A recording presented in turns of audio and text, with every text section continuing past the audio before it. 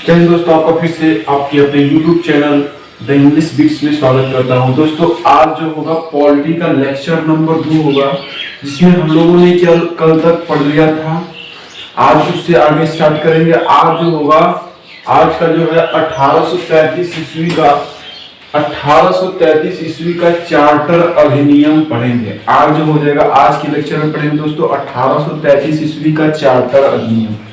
ठीक है, 1833 ईस्वी का जो चार्टर अधिनियम आया था, उसमें क्या इंपॉर्टेंट चीज था, क्या इंपॉर्टेंट बातें थी, उसके बारे में आज जानकारी रखेंगे। ठीक है, जो 1833 ईस्वी का जो चार्टर अधिनियम आया था, इसमें क्या कहा गया कि इस अधिनियम के तहत जो बंगाल के गवर्नर जनरल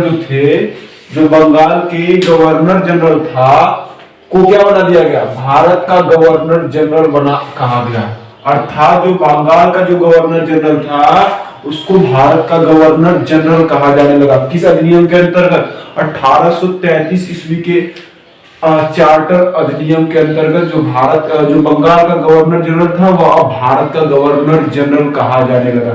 सबसे इंपॉर्टेंट क्वेश्चन है, सबसे ज्यादा इंपॉर्टेंट क्वेश्चन आपसे क्वेश्चन पूछेगा, किस अधिनियम के अंतर्गत जो बंगाल का गवर्नर जनरल अब संपूर्ण भारत का गवर्नर जनरल बन गया था, तो बताएंगे 1833 ईस्वी के चार्टर अधिनियम के अंतर्गत। सबसे इंपॉर्टेंट क्वेश्चन, इस अधिनियम का सबसे इंपॉर्टेंट क्वेश्चन है। सेकेंड देखिए, जो इस अधिनियम के अंतर्गत जो कंपनी के व्यापारिक अधिकार को पूर्णतः समाप्त कर दिया गया। अर्थात जो कुछ भी थोड़ा मोड़ा बचा हुआ था, जो कंपनी का व्यापारिक अधिकार जो भारत में, अब जो है 1833 ईस्वी का जो चार्टर अधिनियम आया, उस अधिनियम के अंतर्गत पूर्ण रूप से क्या हो गया, समाप्त कर दिया गया था। जो ईस्ट इंडिया कंपनी का जो अधिकार था, उसको भारत में पूर्ण रूप से ही समाप्त कर दिया गया था।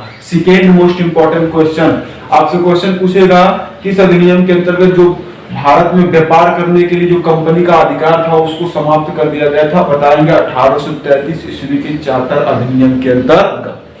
तीसरा यहाँ से क्वेश्चन आएगा, सर्वप्रथम जो गवर्नर जनरल की परिषद में विधि सदस्य अर्थात जो कानून बनाने का जो सदस्य था, कानून बनाने वाले सदस्य को विधि सदस्य बोलते हैं। अर्थात आपसे क्वेश्चन पूछेगा, सर्वप्रथम गवर्नर जनरल की परिषद में विधि सदस्य को शामिल किया गया था, वह किस अधिनियम के अंतर्गत? तो बताएंगे 1833 ईस्वी के चार्टर अधिनियम के अंतर्गत सर्वप्रथम जो होता है गवर्नर जनरल की परिषद में विधि सदस्य। अब पहला विधि सदस्य आपसे पूछेगा तो मैकाले बताएंगे। कौन बताएंगे? मैकाले।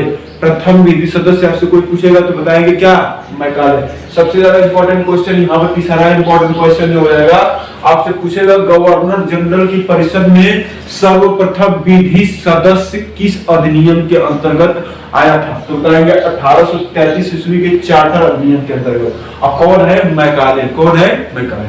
यहाँ 1833 ईस्वी से 1833 ईस्वी के चार्टर अधिनियम से तीन काफी इंपॉर्टेंट क्वेश्चन बनते हैं। पहला क्वेश्चन ये बनता है, आपसे पूछेगा जो बंगाल का गवर्नर जनरल था, वो भारत का गवर्नर जनरल किस अधिनियम के अंतर्गत आया? तो बताएंगे 1833 ईस्वी के अधिनियम के अंतर्गत, चार्टर अधिनियम के अंतर्गत। सेकेंड जो क्वेश्चन आएगा, किस अधिनियम के अंतर्गत जो कंपनी का जो भारत में व्यापारिक जो मामला था, उसको पूर्ण रूप से बंद कर दिया गया? तो बताएंगे 1833 ईस्वी के चार्टर अधिनियम के अंतर्गत। तीसरा मोस्ट इंपॉर्टेंट क्वेश्चन आएगा कि जो होता है गवर्नर जनरल की परिषद में सर्वप्रथम विधि सदस्य वो भी कौन थे? मैकाले थे। विधि सदस्य को कब सम्मिलित किया गया था? तो 1833 ईस्वी के चार्टर अधिनियम में ही सम्मिलित किया गया था। तो तीसरा इंपॉर्टेंट फैक्ट, यानी 3 क्वेश्चन 3 पॉइंट। इसके बाद आता है अगला अधिनियम 1853 ईस्वी का चार्टर अधिनियम। ये भी इंपॉर्टेंट क्वेश्चन, यहाँ से भी क्वेश्चन पूछता है। 1853 ईस्वी का चार्टर अधिनियम। तो 1853 ईस्वी के चार्टर अधिनियम क्या आ गया? सर्वप्रथम भारतीय सिविल सेवा परीक्षा अर्थात यूपीएससी का प्रारंभ कर दिया गया था। आपसे क्वेश्चन पूछेगा, सबसे मोस्ट इंपॉर्टेंट क्वेश्चन, यहाँ से भी एक इंपॉर्टेंट क्वेश्चन आएगा, सर्वप्रथम भारतीय सिविल सेवा परीक्षा भारतीय सिविल सेवा परीक्षा वो किस अधिनियम के अंतर्गत आया था? तो बताएंगे 1853 ईस्वी का चार्टर अधिनियम। 1853 ईस्वी का चार्टर अधिनियम, 1853 ईस्वी के चार्टर अधिनियम के अंतर्गत भारत में सिविल सेवा परीक्षा का जो होता है खुला एग्जामिनेशन प्रारंभ कर दिया गया था। अगला दूसरा पॉइंट आएगा कि इस अधिनियम के अंतर्गत संपूर्ण भारत के लिए सर्वप्रथम एक विधानमंडल की स्थापना की गई। अर्थात पूरे भारत में अब क्या रहेगा? एक विधानमंडल, अर्थात विधानमंडल रहेगा जहां कानून बनाएगा। यानी विधानमंडल, सर्वप्रथम विधानमंडल की चर्चा, अर्थात विधानमंडल का नामक शब्द जो आया था 1853 ईस्वी के चार्टर अधिनियम में आया था। सर्वप्रथम विधानमंडल नामक जो शब्द आया था वो भारत के लिए एक विधानमंडल रहेगा। वो क्या होगा? चार्टर अधिनियम 1853 के अंतर्गत आया था। ये भी इंपॉर्टेंट क्वेश्चन आएगा। तीसरा इंपॉर्टेंट क्वेश्चन क्या होगा? इसी एक्ट के तहत जो अब जो विधि सदस्य, अर्थात जो 1833 ईस्वी में जो विधि सदस्य आया था, उस विधि सदस्य को गवर्नर जनरल के काउंसिल का पूर्ण सदस्य बना दिया गया था। अर्थात पूर्ण रूप से अब क्या हो गया था? गवर्नर जनरल का वो सदस्य बन गया था।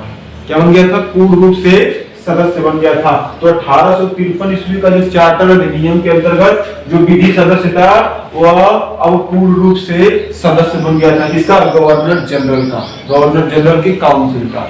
तो आप यहाँ से 5-6 पॉइंट है, 6 पॉइंट काफी इंपॉर्टेंट है। सबसे पहला पॉइंट क्या है कि बंगाल के गवर्नर को भारत का गवर्नर जनरल बनाया गया 1833 ईस्वी के चार्टर अधिनियम।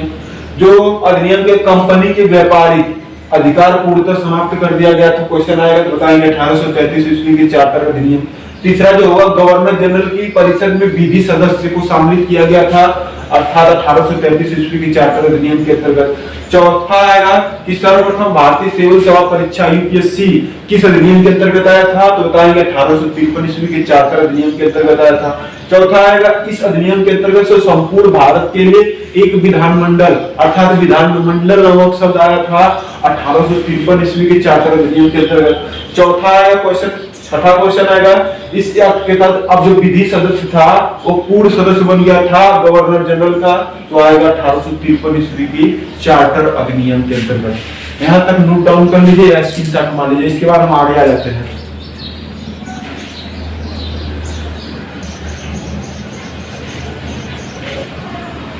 इसके बाद दोस्तों आता है 1858 ईस्वी का गवर्नमेंट ऑफ इंडिया एक्ट। इसके बाद दोस्तों आता है कौन सा? 1858 ईस्वी का गवर्नमेंट ऑफ इंडिया एक्ट। देखिए ये भी एक्ट जो होता है, ये भी अधिनियम सबसे इंपॉर्टेंट है। देखिए इसमें क्या होता है? इस अधिनियम के तहत जो भारत का शासन जो था, जो भारत का शासन कंपनी से हटकर किससे हो गया? क्राउन को सौंप दिया गया। अर्थात जो भारत का शासन कंपनी से हटकर, अर्थात कंपनी से हटकर अब जो कंपनी नहीं करती थी, अब कौन करता था? क्राउन करता था। अर्थात जो होता है एक राजा, इंग्लैंड जैसे ब्रिटेन का जो होता है क्राउन के रूप में, अर्थात कहने का मतलब जो भारत की साम्राज्ञी यानी महारानी विक्टोरिया जो थी, महारानी विक्टोरिया के हाथों में आ गया था। किसके हाथों में आ गया था? अब जो होता है भारत में कंपनी का शासन समाप्त हो गया था, अब उसको जो होता है क्राउन को सौंप दिया गया। क्राउन का कहने का मतलब जो भारत की साम्राज्ञी महारानी विक्टोरिया को 1 नवंबर 1858 ईस्वी को चुना गया था, घोषित किया गया था। अब इनके हाथों में क्या आ गया था?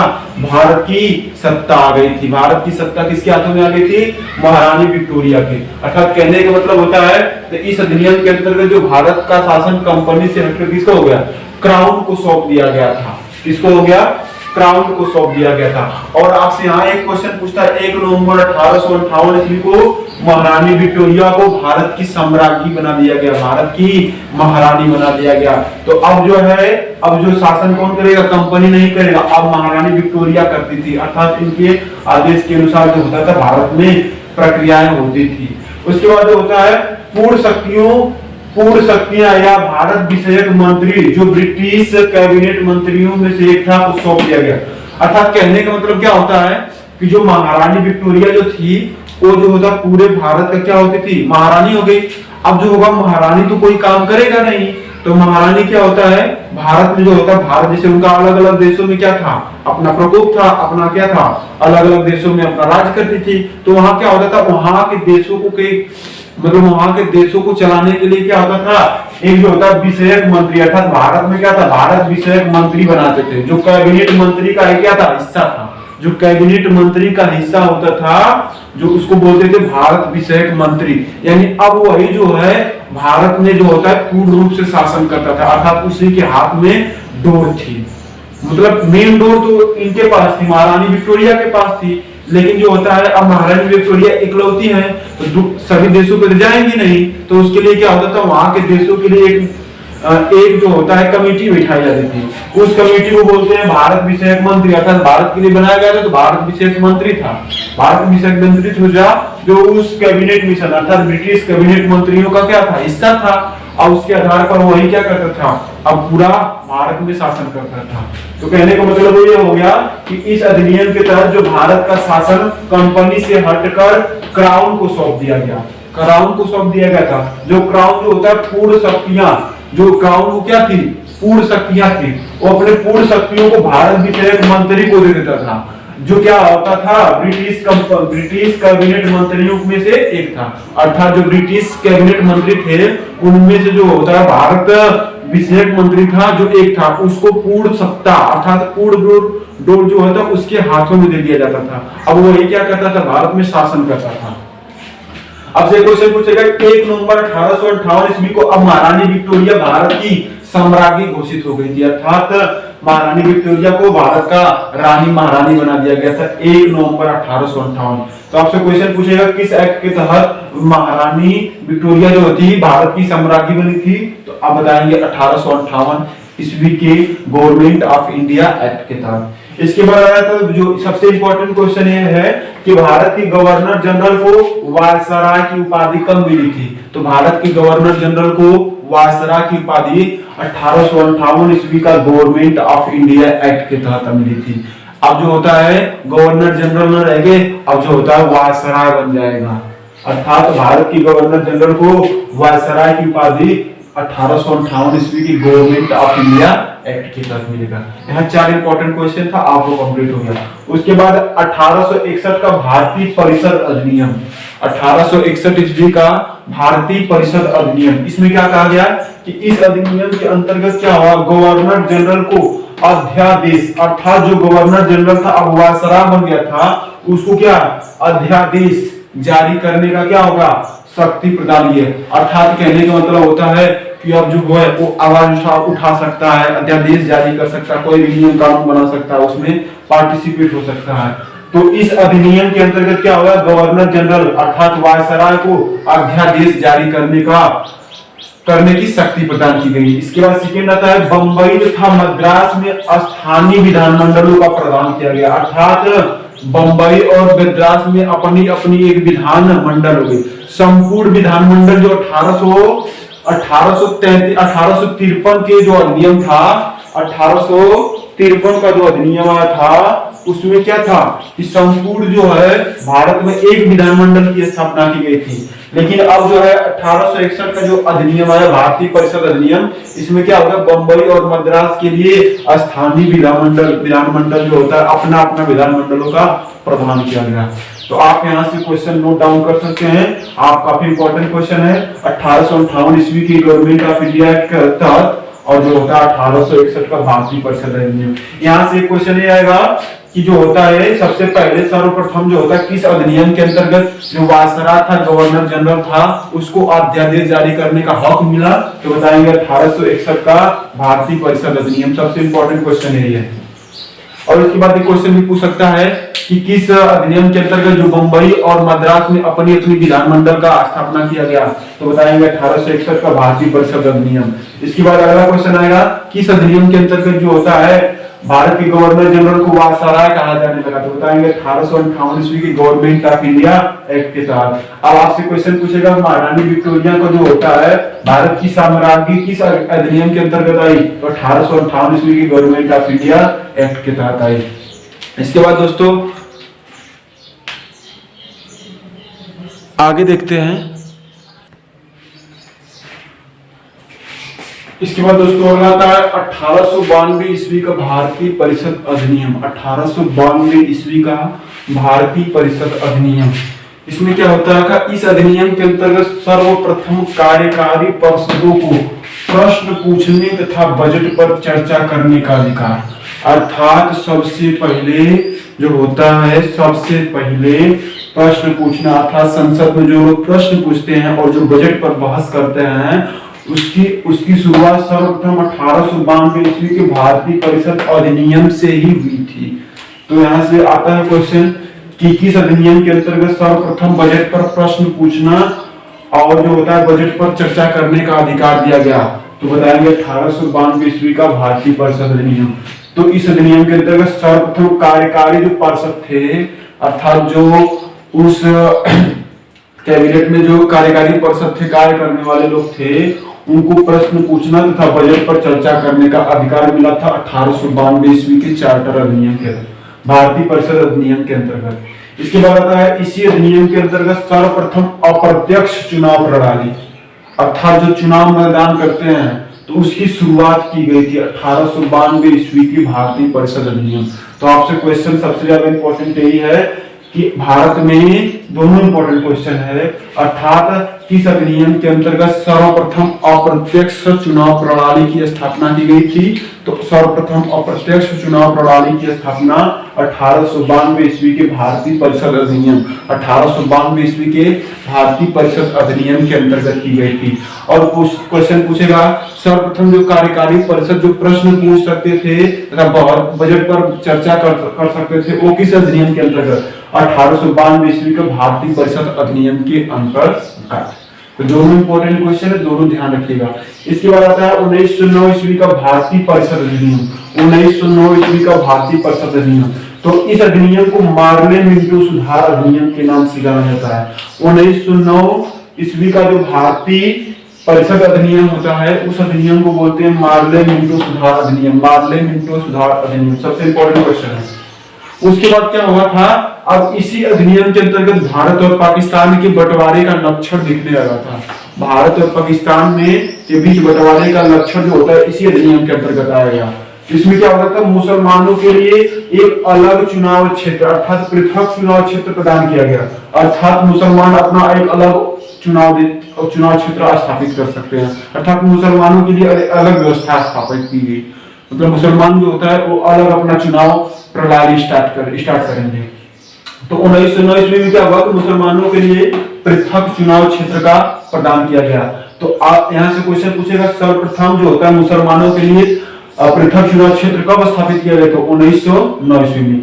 और क्या होता था, जो कार्यकारी परिषद क्या होते थे इस अधिनियम के अंतर्गत, क्या होता था, कार्यकारी परिषद जो बजट पर प्रश्न पूछ सकते थे, बहस कर सकते हैं, लेकिन जो होता है मतदान में हिस्सा नहीं ले सकते थे। अर्थात कहने का मतलब यह है कि जो होता है कार्यकारी परिषद जो होता है प्रश्न पूछने का काम करिए, ठीक है, बजट पर चर्चा भी करिए, ठीक है, लेकिन क्या होगा चुनाव में क्या होगा कि अब वह भाग नहीं ले सकते थे, अर्थात चुनाव में भाग नहीं ले सकते थे। और इसी अधिनियम के अंतर्गत क्या हुआ था कि जो होता है वायसराय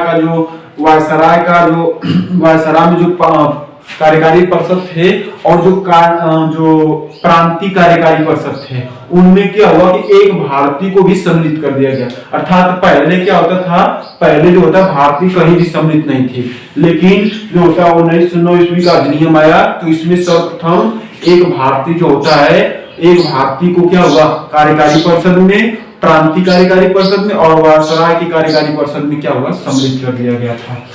तो यहाँ से क्वेश्चन 3-4 क्वेश्चन इंपॉर्टेंट है। तो आपसे क्वेश्चन पूछेगा किस अधिनियम के अंतर्गत जो होता है कार्यकारी परिषद जो होता है बजट पर बहस कर सकता है, बजट पर प्रश्न पूछ सकता था, लेकिन जो होता है मतदान नहीं कर सकता था। तो 1909 ईस्वी का जो मार्ले मिंटो सुधार अधिनियम या तो फिर भारतीय परिषद अधिनियम उसके अंतर्गत। इसके बाद दूसरा क्वेश्चन ये हो सकता है मुसलमानों के लिए पृथक चुनाव क्षेत्र किस अधिनियम के अंतर्गत आया था, तो 1909 ईस्वी के भारतीय परिषद अधिनियम के अंतर्गत। आपसे क्वेश्चन पूछेगा मार्ले मिंटो सुधार अधिनियम किस अधिनियम को बोलते हैं, बताएंगे 1909 ईस्वी का भारतीय परिषद अधिनियम।